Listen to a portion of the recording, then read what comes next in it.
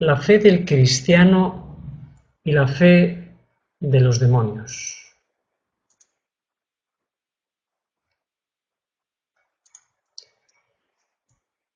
La palabra de Dios nos dice que los demonios creen, y creen no solo cosas negativas, creen cosas buenas, y vamos a descubrirlo. Encontré una cita donde se nos explica las cosas buenas que los demonios creen. Dice así: los demonios creen que Jesús vino como Redentor del mundo, que llevó a cabo milagros maravillosos, que era uno con el Padre, que murió una muerte indigna para salvar la raza caída. Los demonios creen que resucitó de los muertos, que ascendió a los cielos y se sentó a la derecha del Padre. Los demonios creen que Él vuelve otra vez y que pronto, con gran poder y gloria, y que muy pronto se vengará de ellos que no conocen a Dios y no obedecen el Evangelio. Ellos creen en todo lo que está escrito en el Antiguo y Nuevo Testamento. Cuando leía esta cita pensaba, si los demonios creen esto, entonces creen más que algunos cristianos. Porque hay algunos cristianos que no terminan de creer que Jesús era uno con el Padre, idéntico al Padre. No idéntico, sino uno a la misma altura que el Padre como Dios. No creen, hay cristianos que no creen que Él vuelve pronto, pero los demonios sí creen que vuelve pronto, algunos no. Y hay algunos cristianos que no creen lo que creen los demonios. La última parte dice que los demonios creen en todo lo que está escrito en el Antiguo y Nuevo Testamento.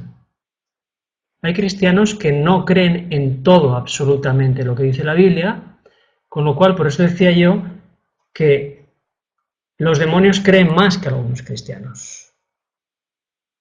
Y como ellos esto lo saben y creen, incluso en un momento dado, durante la vida de Jesús, predicaron el Evangelio. Encontramos en varias ocasiones cómo los demonios están predicando el Evangelio.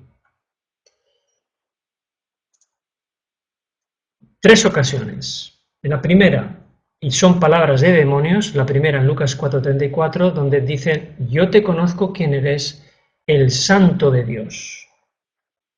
En otra ocasión se le dice a Jesús, un demonio le dice a Jesús, tú eres el Hijo de Dios. Y en otra ocasión se le dice a Jesús, ¿qué tienes conmigo, Jesús, Hijo del Dios Altísimo? Los demonios, cuando expresaban eso, estaban diciendo algo que era cierto y que ni siquiera los propios judíos creían. O sea que en cierto sentido, y específicamente hablando de esto, los demonios tenían más fe que los judíos en este sentido. Pero ¿qué hacía Jesús cuando escuchaba este mensaje que era correcto teológicamente? Jesús les decía, cállate. Jesús no permitía que los demonios predicaran cosas correctas del Evangelio y que dijeran que Él era el Hijo de Dios.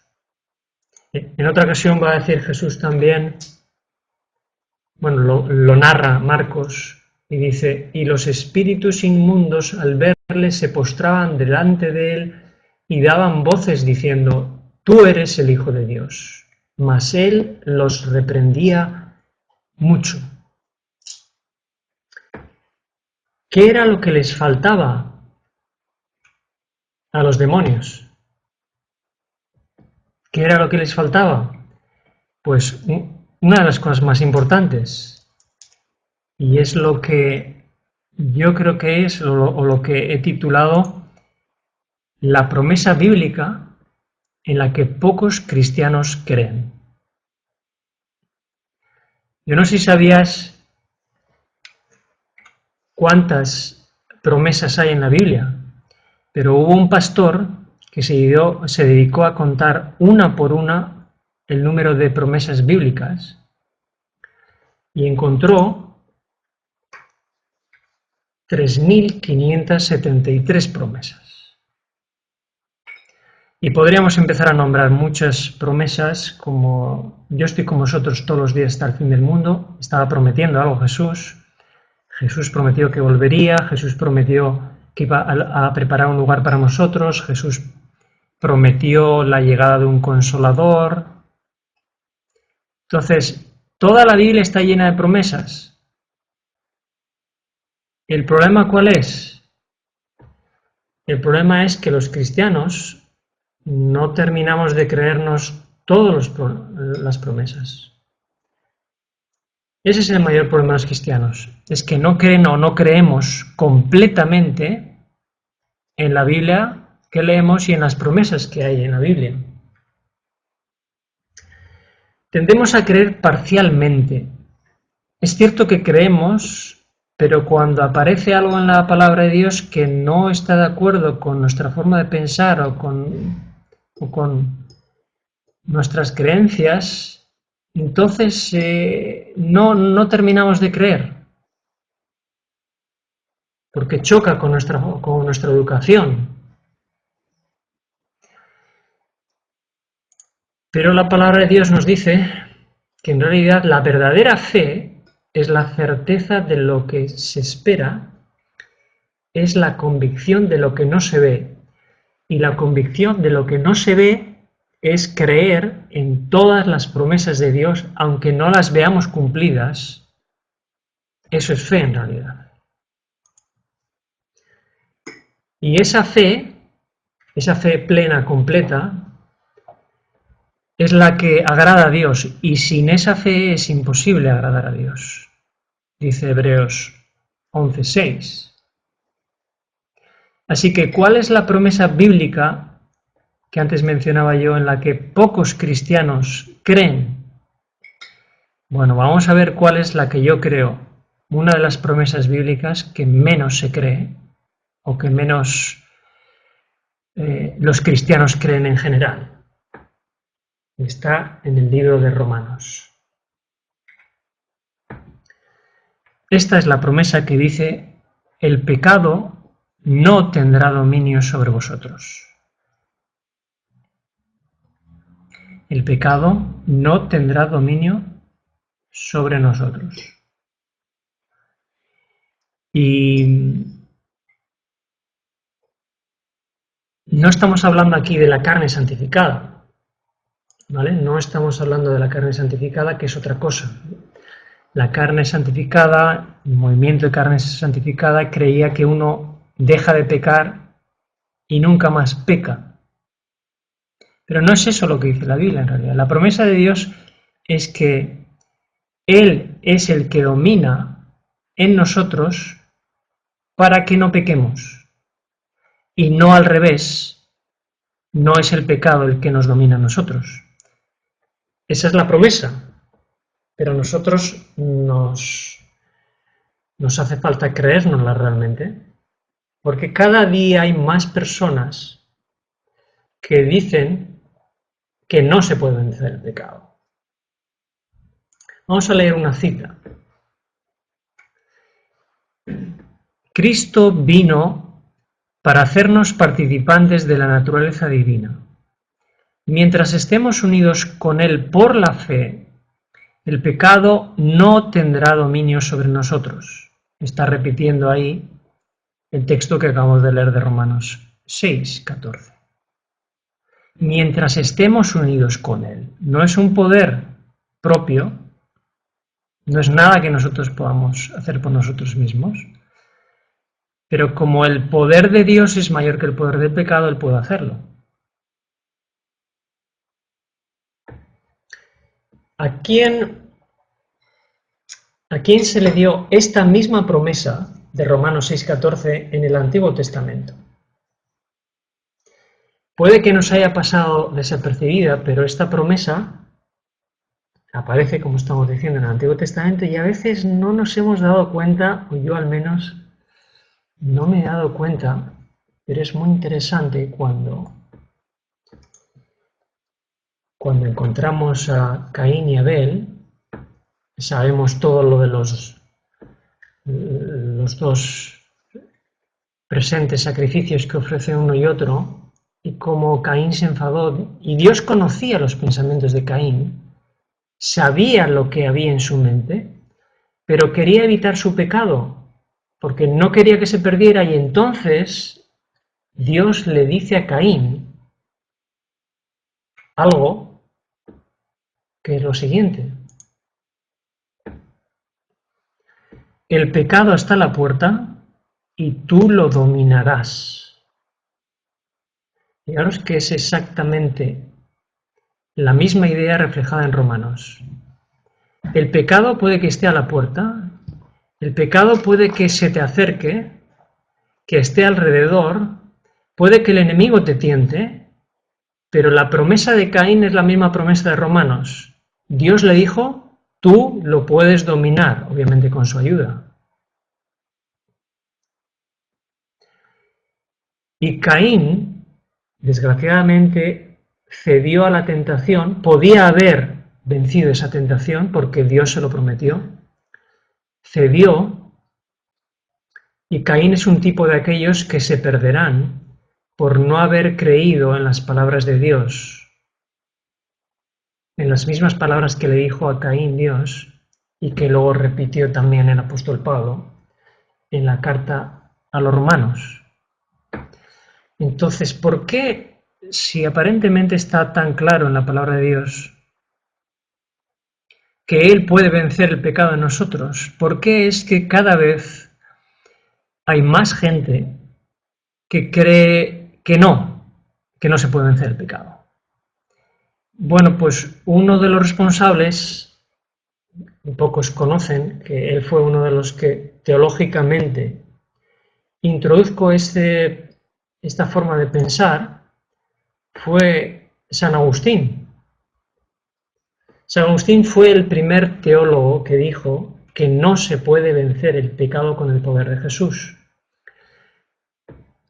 ¿Por qué lo dijo? Porque él mismo tenía serias luchas con el pecado, parece ser pecado sexual, que no pudo superar, y llegado el momento dijo, no se puede vencer el pecado.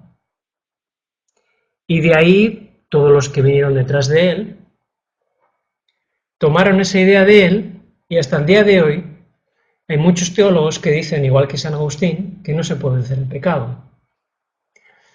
En realidad, si estudiamos en detalle la Biblia, encontramos que en la propia Biblia, Satanás, de alguna forma, plantea un poco la idea de que uno puede pecar y seguir siendo cristiano, y entra un poco en la línea de lo que decía San Agustín: no puedes vencer el pecado, puedes seguir pecando y puedes ser cristiano, puedes estar a bien con Dios. Los que dicen esto hoy están repitiendo las palabras de San Agustín, en realidad, y están repitiendo también las palabras de Satanás, cuando les dijo a Adán y Eva: podéis desobedecer a Dios y no solo no moriréis, sino que entraréis en una dimensión espiritual superior. Este es un engaño terrible que está afectando a las iglesias cada vez más. Y cada vez hay más gente que piensa que puede ser cristiano, desobedecer a Dios y pensar que, en este caso, en vez de entrar en una dimensión espiritual, cuando Jesús venga a la tierra, podrán estar en el cielo. O sea que el engaño es exactamente el mismo que planteó Satanás a Adán y Eva. Exactamente el mismo. Que luego repitió San Agustín y que hoy repiten teólogos y pastores y miembros de iglesia, y se está extendiendo cada vez más, pero obviamente no es bíblico. ¿Y cuál es la consecuencia? La consecuencia de esto es que las iglesias se están llenando de cristianos nicolaitas. Los cristianos nicolaitas eran cristianos que se mencionan en el libro de Apocalipsis, que se supone que profesan creer en Cristo, pero no viven el Evangelio como Cristo quisiera que vivan. Y por eso muchas iglesias están cada vez decayendo y por eso hay multitud de cristianos que creen más en las palabras de Satanás y en las palabras de San Agustín que en las palabras de Dios y en las promesas de Dios. Por eso yo he empezado la presentación diciendo que muchos cristianos no creemos en las promesas de Dios. Decimos que creemos, pero en realidad no las creemos todas, solo creemos algunas. Y lo que está aquí digamos, en disputa es realmente quién tiene más poder, si Dios o el pecado. O podríamos hacer esta pregunta de otra forma, ¿quién tiene más poder, Dios o Satanás? Porque Satanás es el padre de la mentira y el padre del pecado. Y cuando decimos que el pecado tiene más poder que Dios, lo que estamos diciendo es que Satanás es más poderoso que Dios. Y le estamos dando gloria a Satanás en vez de darle gloria a Dios. ¿Quién tiene más poder? La palabra de Dios nos dice quién tiene más poder. Cuando abundó el pecado, sobreabundó la gracia.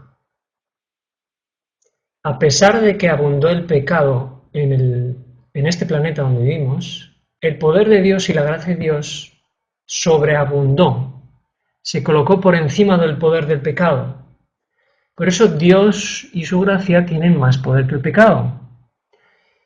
Y podemos encontrar repetidas veces en la palabra de Dios esta idea. Se nos dice que Cristo es poderoso para socorrer a los que son tentados. Y se nos dice también que Jesús es poderoso para guardarnos sin caída, en Judas 24. ¿Y dónde está el poder? La palabra de Dios nos dice que Jesucristo se dio a sí mismo por nosotros para redimirnos de toda iniquidad. Así que la muerte de Jesús en la cruz no solo nos redime, sino que nos salva del pecado. Nos justifica y nos santifica. Somos justificados y somos santificados por el sacrificio de Jesucristo. Las dos cosas. Entonces ahora voy a compartiros la cita que antes hemos leído de los demonios, pero completa, porque antes había puntos suspensivos al principio y al final.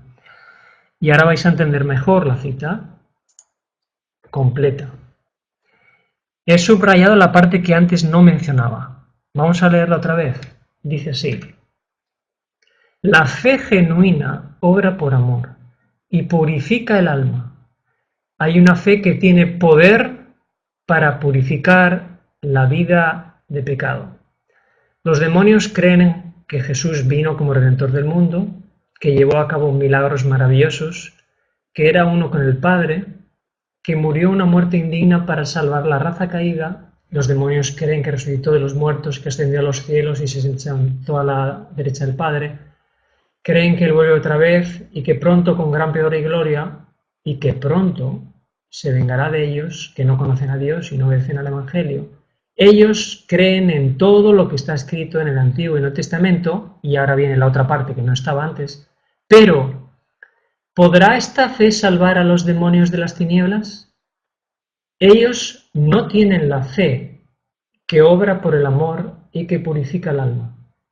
Esa fe, y sólo esa, la que purifica el templo del alma, es fe genuina.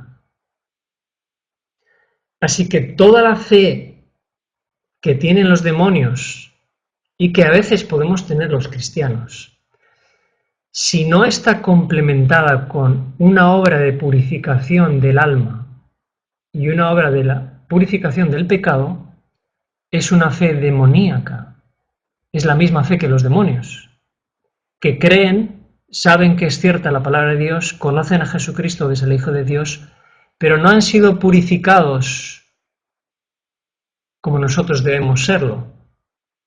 Así que cuando decimos que no se puede vencer el pecado, lo que estamos diciendo es que tenemos la misma fe que los demonios.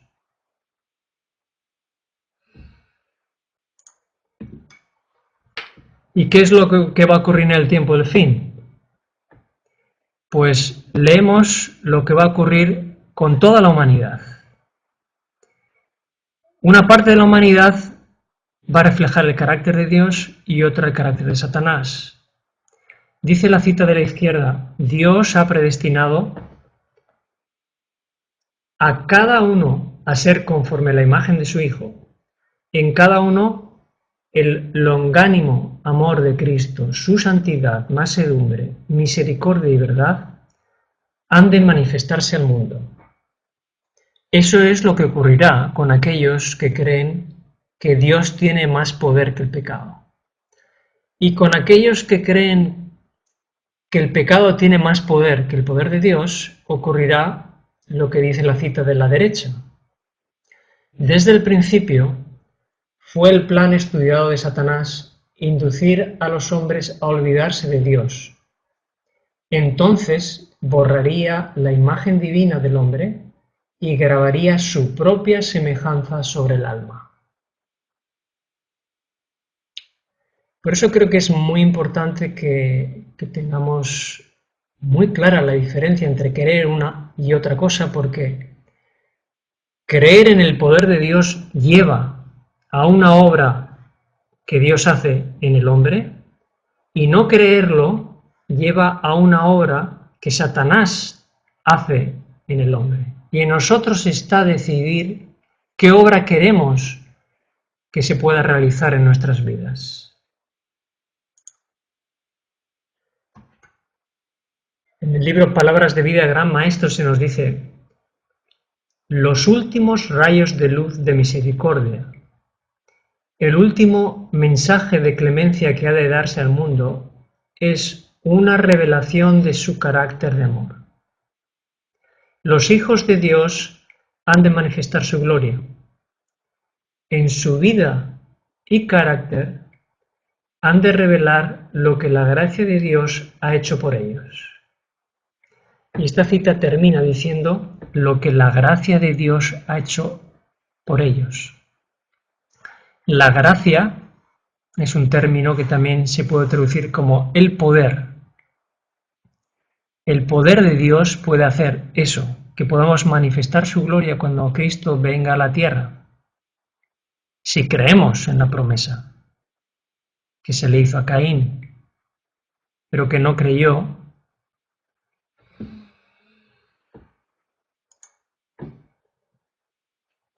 Esta es una cita muy interesante, que dice: el mensaje del tercer ángel debe alumbrar a la tierra con su gloria, pero sólo aquellos que han vencido la tentación con la fuerza del Todopoderoso se les permitirá tomar parte en su proclamación cuando se convierta en el fuerte clamor.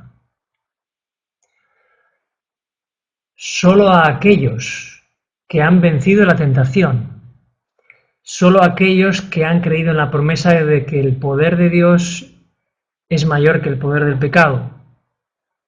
Los que no crean esto no formarán parte del último remanente y desgraciadamente pasarán a formar parte de las filas del enemigo. Si Jesús no permitía que los demonios predicaran la verdad, solo va a permitir que lo hagan aquellos que hayan vencido la tentación con la fuerza del Todopoderoso, como dice ahí. Y si tú quieres formar parte del remanente, Dios tiene que hacer una obra en ti y en mí también, para que su poder pueda vencer el pecado en nuestras vidas, pueda vencer cualquier tentación, aún en el pensamiento, y de esa forma, cuando Él vuelva a la tierra, pueda encontrar un remanente, un último remanente fiel, que estará bajo el dominio del Espíritu Santo, estará reflejando su gloria y que serán guardados sin mancha y sin caída cuando Cristo vuelva a la tierra. Esta presentación ha sido preparada con la ilusión y el deseo de que tú puedas ser uno de los que formen parte del remanente y uno de los que pueden haber sido transformados a la imagen de Jesucristo. Dios quiera que esto pueda ser posible en ti y en mí antes de que Jesús salga del santuario celestial y venga a buscarnos a la tierra. Amén.